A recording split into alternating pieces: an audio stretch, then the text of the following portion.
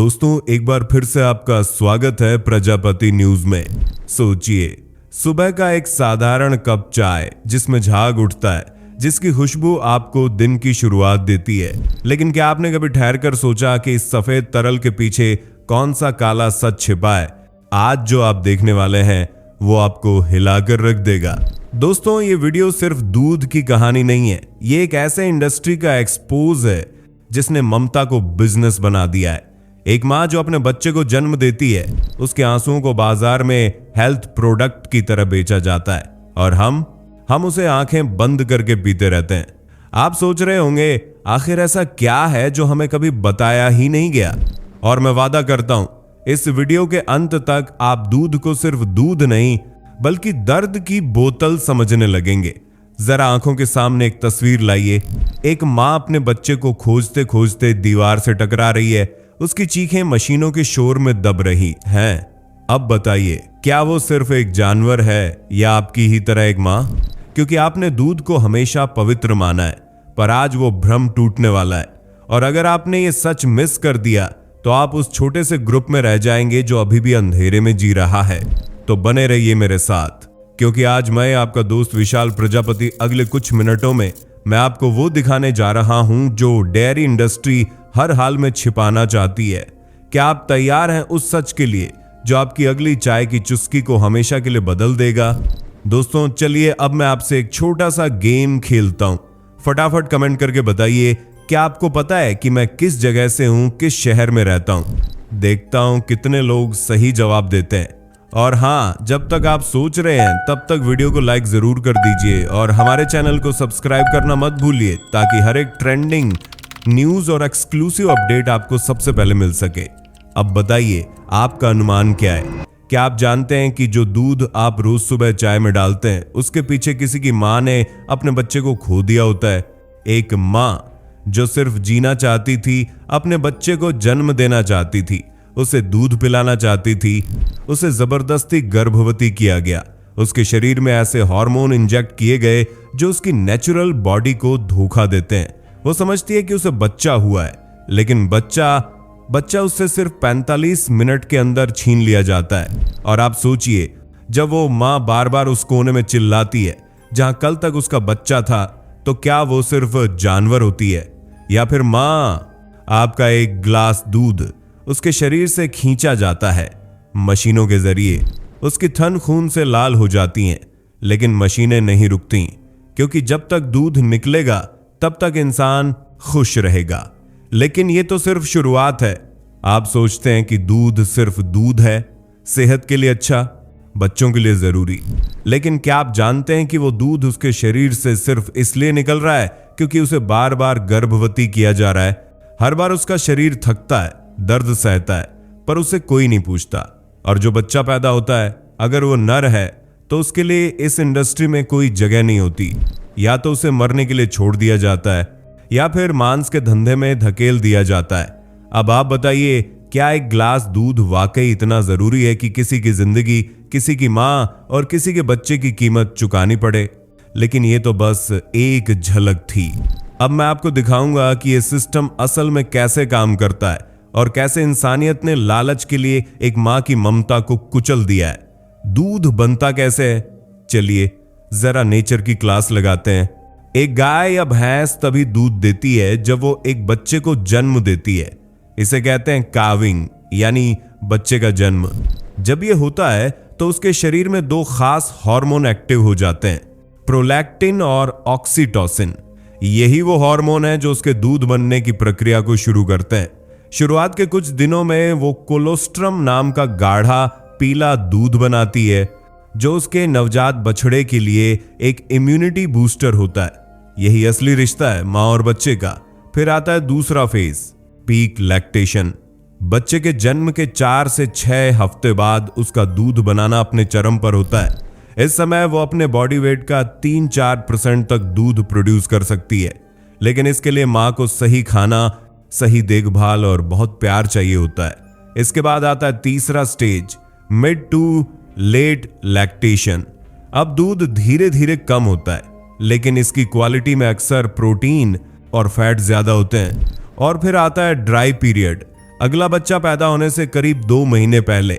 इस दौरान उसका शरीर दूध बनाना बंद कर देता है ताकि वो अपनी एनर्जी जमा कर सके, मेमोरी ग्लैंड्स को रीजनरेट कर सके और अगली बार के लिए खुद को तैयार कर सके। यह है नेचर की बनाई हुई दूध की साइकिल, प्योर, साफ, बिना किसी लालच के। लेकिन इंसान ने इस पूरे प्रोसेस को तोड़ दिया। गाय का बच्चा सिर्फ एक बहाना बन गया है। असली मकसद है उसके शरीर से दूध खींचना बार बार जब तक उसकी सांसें चलें। ये थी नेचर की सोच। अब देखिए इंसान की भूख कैसे इस नेचुरल प्रोसेस को टॉर्चर की मशीन में बदल देती है। आगे आप देखेंगे कि कैसे ये नेचुरल साइकिल को तोड़कर गायों को मशीन बना दिया गया है, दर्द, डर और जबरदस्ती के साथ। अब चलते हैं वहां जहां कोई कैमरा नहीं पहुंचता, डेयरी इंडस्ट्री के पीछे का वो सच जो छुपाया जाता है। गाय दूध तभी देती है जब वो गर्भवती होती है। लेकिन क्या आपने कभी सोचा कि उसे बार बार गर्भवती कैसे किया जाता है? यहां शुरू होता है इंसानियत का पतन। एक बुल यानी सांड को पकड़ा जाता है, उसके प्राइवेट पार्ट्स में इलेक्ट्रिक शॉक दिया जाता है, इतना तेज कि वो जमीन पर गिर जाए। उस दर्द और डर के बीच उसका सीमेन निकाला जाता है। अब आइए गाय की कहानी पर। उस सीमेन को एक पतली सी रॉड से गाय के शरीर में जबरदस्ती डाला जाता है, बिना उसकी मर्जी, बिना किसी समझ के। और यह प्रक्रिया हर कुछ महीनों में दोहराई जाती है। अब जब वो गर्भवती होती है तो उसका शरीर सोचता है कि एक नया जीवन आने वाला है। और फिर जब बच्चा होता है तो क्या होता है? बच्चे को 45 मिनट्स के अंदर मां से अलग कर दिया जाता है। 2017 के फियापो सर्वे के अनुसार भारत की 24% डेयरी फार्म्स में बछड़े को मां से तुरंत अलग कर दिया जाता है। मां एक कोने में खड़ी होकर बार बार वही आवाज़ें निकालती है जो सिर्फ एक बच्चा पहचान सकता है। सोचिए उस मां का दर्द। वो हर दिन उस कोने को देखती है जहां कभी उसका बच्चा था। कभी कभी बछड़े को रस्सी से बांधकर दूध निकालने के समय मां के सामने लाया जाता है ताकि मां के मन में लगे कि उसका बच्चा उसके पास है। इस धोखे से मां का स्ट्रेस लेवल कम होता है और दूध ज्यादा निकलता है। ये सिर्फ फिजिकल नहीं, मेंटल टॉर्चर भी है। अब बात करते हैं बच्चों की। अगर बच्चा नर है तो उसके लिए कोई जगह नहीं होती। या तो उसे मरने के लिए छोड़ दिया जाता है या फिर उसे मीट इंडस्ट्री में भेज दिया जाता है। अगर बच्ची है तो 2 साल बाद वही दर्दनाक साइकिल दोहराई जाती है। जबरदस्ती गर्भवती कराना, बच्चा छीनना और फिर दूध खींचना। लाइवस्टॉक सेंसस 2012 के अनुसार भारत में बफेलोज में 85% फीमेल हैं और सिर्फ 15% मेल। क्यों? क्योंकि मेल किसी काम के नहीं, दूध नहीं देते। यहां हर रिश्ता टूटता है।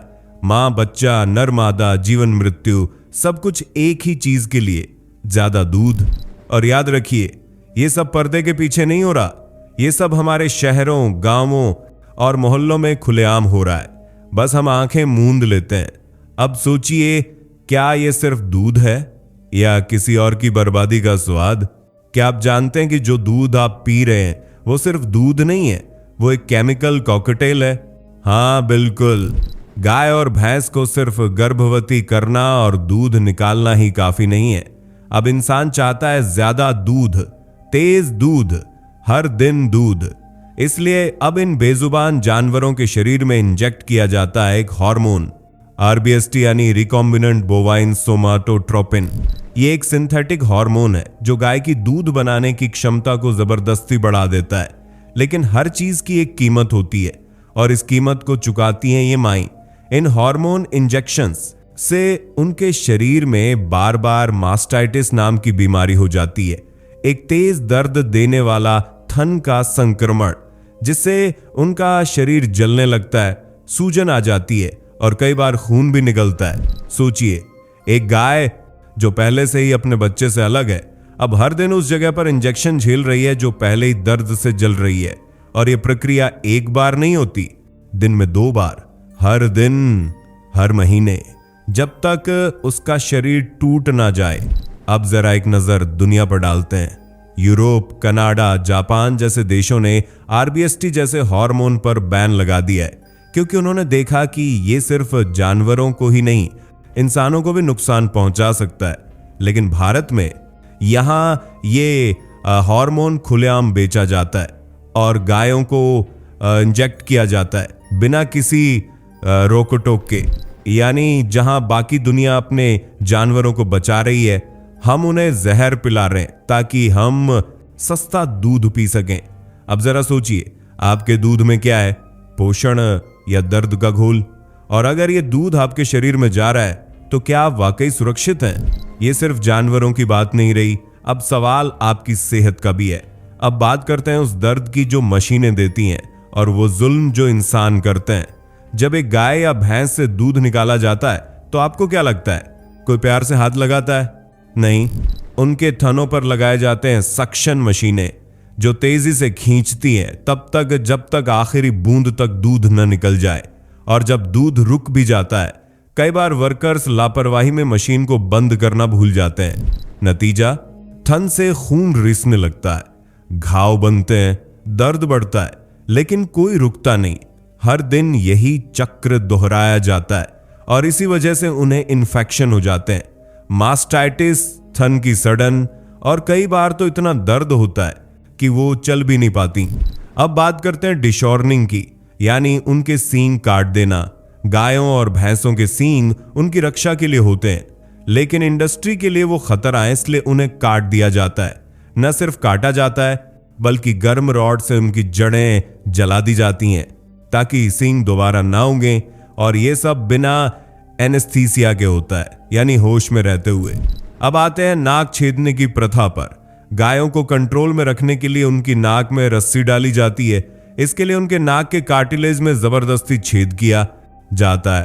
दर्द कोई नहीं पूछता। और फिर बात करते हैं ट्रांसपोर्टेशन की। जब गायों को एक जगह से दूसरी जगह ले जाया जाता है, उन्हें एक ट्रक में गिट्ठों की तरह भरा जाता है। एक ट्रक में जहां सिर्फ 5 जानवर आ सकते हैं, वहां 15-20 ठूंस दिए जाते हैं। गर्मी, घुटन, पेशाब, गंदगी, सब कुछ एक साथ। कई बार तो ट्रक में ही उनकी मौत हो जाती है। इन सब के बीच किसी डॉक्टर की देखरेख नहीं होती, कोई मेडिकल चेकअप नहीं, कोई इलाज नहीं, बस एक ही मकसद, दूध निकलता रहे।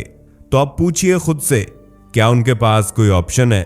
वो ना बोल सकती हैं, ना भाग सकती हैं, ना विरोध कर सकती हैं।